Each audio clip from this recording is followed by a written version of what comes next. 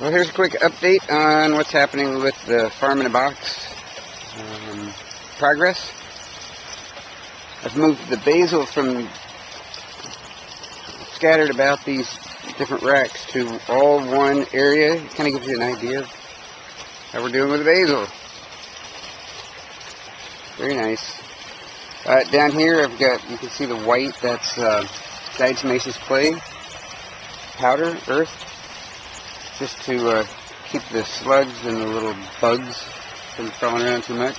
Seems to be working. Seems to reduce the ants, or the aphids, especially on the okra. Because we had a bunch of them there, and they're all either dried up and dead or gone, and there's no ants.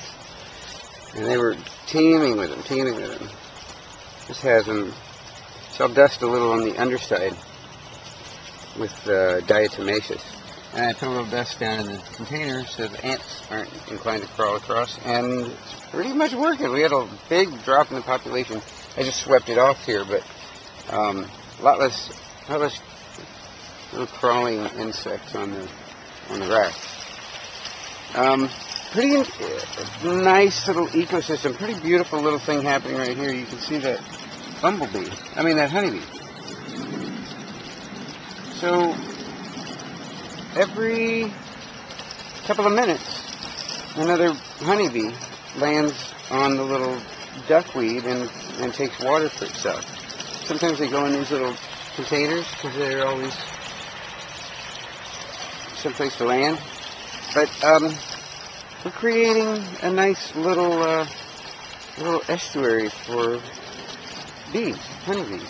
Something very valuable, and I wouldn't have suspected that this would become a definitive spot on their daily trip, and probably many times. Yeah, it's a beautiful thing. We are supporting the bee population right here in Cabbage Town. Here's some more basil. This is the crop that I started with from clippings. It's all going to seed, so I'm going to harvest this out, and I'm going to harvest that out, and we're going to get a fresh new start. I've moved all the little runners and a couple of the mothers of the strawberry plants that I had in the ebb and flow bed, and so I've broken them up and put them all in this thing. So we'll be flourishing in strawberries shortly, I presume. Okay, and here we have these experimental systems doing well. In fact, that one seems to be doing the best for good reason. This one's not getting as much nutrients. I don't have a nutrient source in there other than small goldfish. I'm going to fix that. All my little fingerlings died. All the little babies, I don't see them in here.